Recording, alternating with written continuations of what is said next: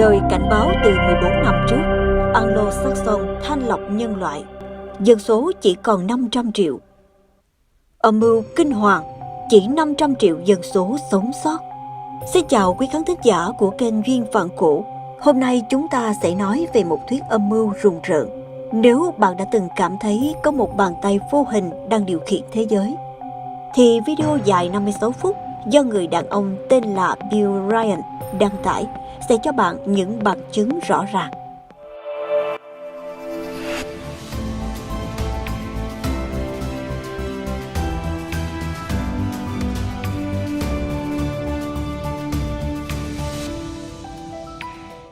Trong video, ông Bill bày tỏ con người đang tiến gần đến sự tuyệt chủng. Cuối cùng, trái đất sẽ chỉ có 500 triệu người may mắn sống sót. Điều đáng sợ nhất là Bill khẳng định thảm họa diệt vong này không phải do thiên tai, mà là kế hoạch loại bỏ nhân loại được tầng lớp tinh hoa thiết kế tỉ mỉ. Video này được đăng tải vào 14 năm trước. Vào thời điểm đó, hầu hết mọi người đều cho rằng ông là một kẻ ngốc bị các thuyết âm mưu tẩy não hoặc là một kẻ điên rồ.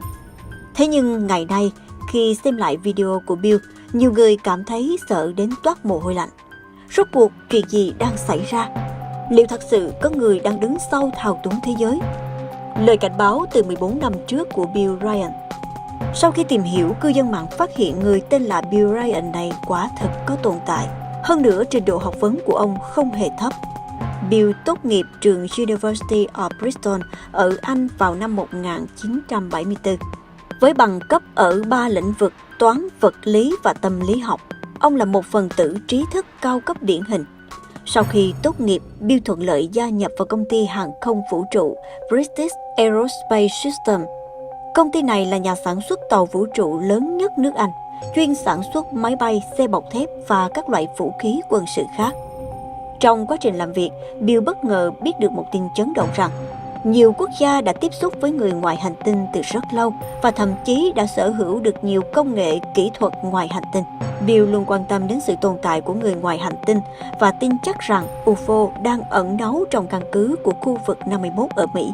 Thậm chí có những người ngoài hành tinh đã hướng dẫn họ những công nghệ như máy bay phản trọng lực và xuyên không thời gian. Năm 2005, Bill đồng sáng lập dự án Camelot cùng với một người bạn tên là Kerry Cassidy nhằm vạch trần việc chính phủ che giấu sự tồn tại của người ngoài hành tinh. Trong video do Bill đăng tải, ông tiết lộ rằng 5 năm sau khi dự án Camelot được thành lập, ông đã nhận được một lá thư gây sốc từ một người tự nhận là quân nhân hải quân đã nghỉ hưu, phục vụ trong hải quân từ những năm 1980 với nhiệm vụ chính là điều khiển radar mặt đất. Bức thư có nội dung tổng thể như sau.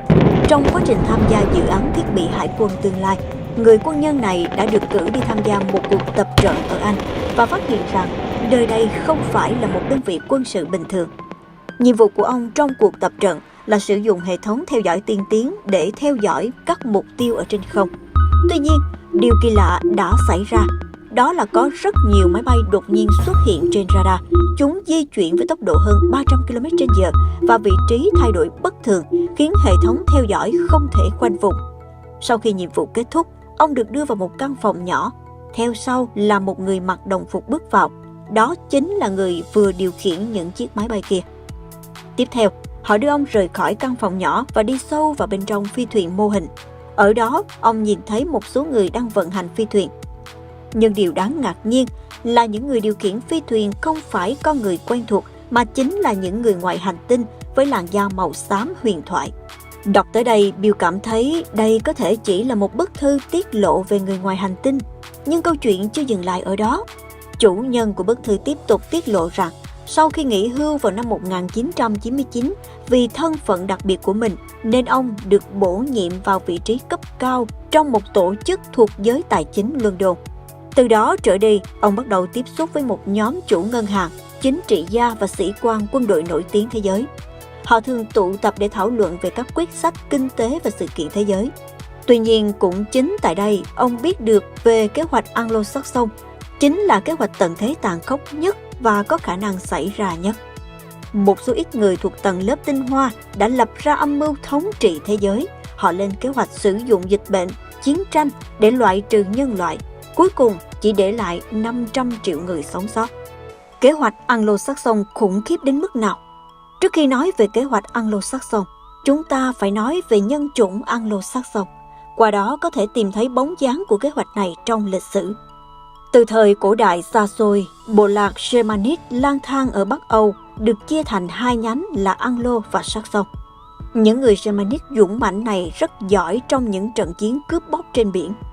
Theo thời gian, họ mạo hiểm đặt chân lên quần đảo Anh và tại đó họ đã đánh bại và trục xuất người Celt trên hòn đảo, tàn sát rất nhiều người dân địa phương. Sau này, hai bộ tộc German hợp nhất thành những người Anglo-Saxon hùng mạnh. Nơi đây ban đầu được gọi là Anh quốc, có nghĩa là vùng đất của người Anh. Nhưng từ sau khi bị chiếm đóng được đổi thành quốc đảo Anh, hàm ý là vùng đất của người Anglo. Văn hóa của họ thâm nhập vào vùng đất này một cách mạnh mẽ với tính biệt lập và độc chiếm.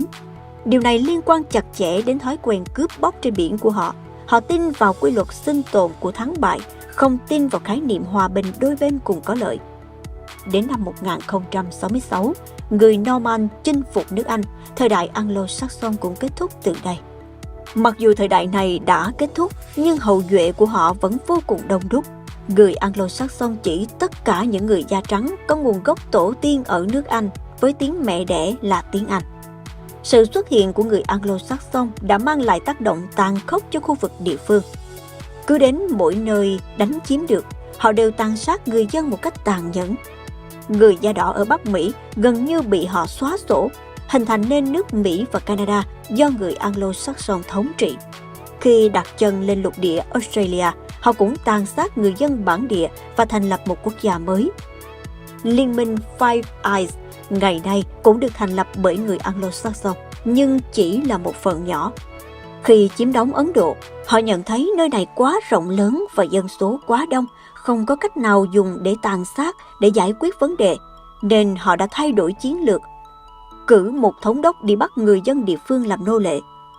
Thời gian trôi qua, các thuộc địa tiếp tục mở rộng và sự cạnh tranh giữa các cường quốc châu Âu ngày càng gay gắt, khiến chiến lược chiếm hữu hoàn toàn nước Anh không còn hiệu quả. Người Anglo-Saxon lại thay đổi chiến thuật, chỉ chiếm một vị trí quan trọng trên vùng đất rộng lớn này làm đầu mối trọng yếu. Sau chiến tranh thế giới thứ nhất, hai nước Anglo-Saxon là Mỹ và Anh bắt đầu cạnh tranh khốc liệt. Cuộc đấu tranh giữa hai nước không chỉ vì danh dự dân tộc, mà còn về sự kế thừa chủng tộc văn hóa. Trong quá trình đó, các thành viên khác đã dần dần gia nhập Liên minh Five Eyes, tạo thành một liên minh quốc gia Anglo-Saxon hùng mạnh. Trên con đường theo đuổi tối đa lợi ích của mình, người Anglo-Saxon đều thể hiện thủ đoạn và dã tâm khác biệt. Họ từ bỏ sự thống trị thực dân của nước Anh, thay vào đó thiết lập một phương pháp phù hợp với lợi ích của mình, với một quá trình đẫm máu và đầy tham vọng. Chỉ cần đó là mảnh đất họ nhìn trúng, họ sẽ không từ bỏ một thủ đoạn nào để chiếm lấy và tàn sát cư dân địa phương để đảm bảo có thể chiếm giữ vĩnh viễn vùng đất. Kế hoạch bí ẩn mà người trong thư nói đến hoàn toàn giống như lời mô tả của Bill trong video có tên là Anglo-Saxon. Từ đó có thể nhìn thấy tầm quan trọng của sự việc này. Kế hoạch Anglo-Saxon có thể xem là một luận điệu về ngày tận thế gần nhất với chúng ta, và người đã gửi bức thư tố giác cho Bill thực sự đã đưa ra dự đoán rằng năm 2024 chỉ là khởi đầu của ngày tận thế. Vậy rốt cuộc chuyện gì đang xảy ra? Chủ nhân bức thư nói với Bill rằng kế hoạch Anglo-Saxon là một kế hoạch hung hãn và mang tính hủy diệt từ người da trắng Anglo-Saxon. Vậy kế hoạch này được thực hiện như thế nào? Năm 2010, Bill đã bày tỏ chắc chắn trong video là Mỹ đang nghiên cứu một loại virus mới. Loại virus này sẽ dẫn đến hiện tượng giống như cảm cúm và chủ yếu nhằm vào người da vàng.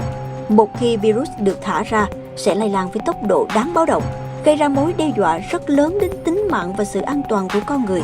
Vào thời điểm đoạn video này được đăng tải, nó đã bị coi là tin đồn nhảm.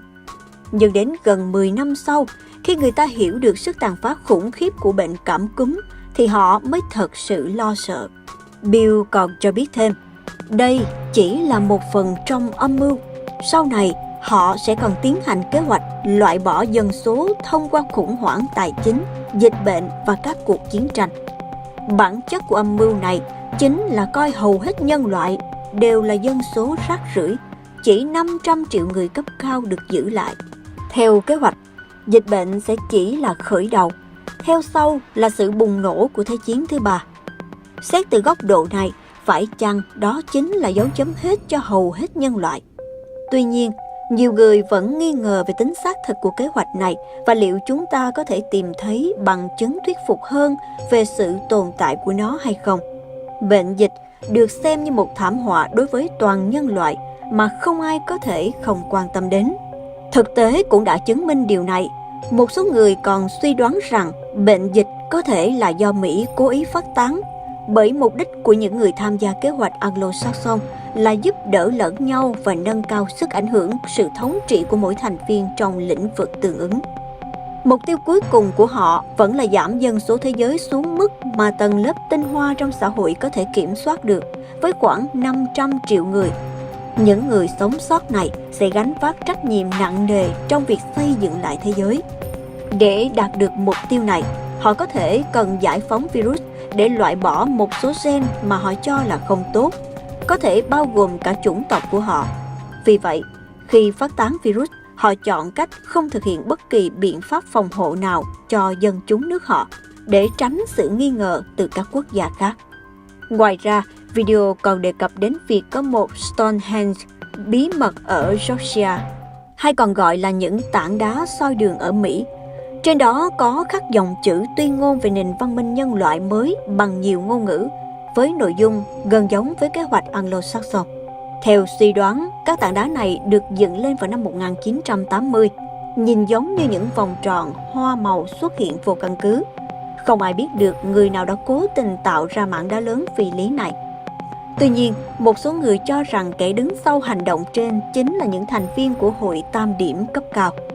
Nhưng những manh mối trên rất khó để chứng minh trực tiếp rằng kế hoạch Anglo-Saxon chắc chắn thực sự tồn tại, bởi vì trước hết, danh tính của tác giả bức thư mà Bill nhắc đến là một điều bí ẩn.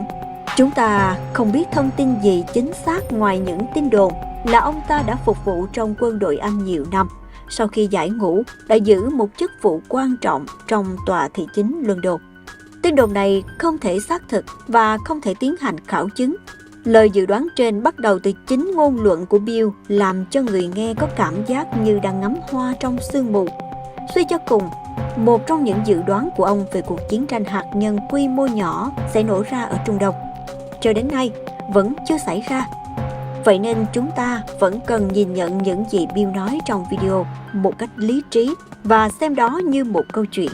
Tuy nhiên, vẫn cần phải nâng cao nhận thức về sự an toàn của con người trong xã hội. Quý vị khán giả có suy nghĩ gì về những điều mà Bill Ryan đề cập đến?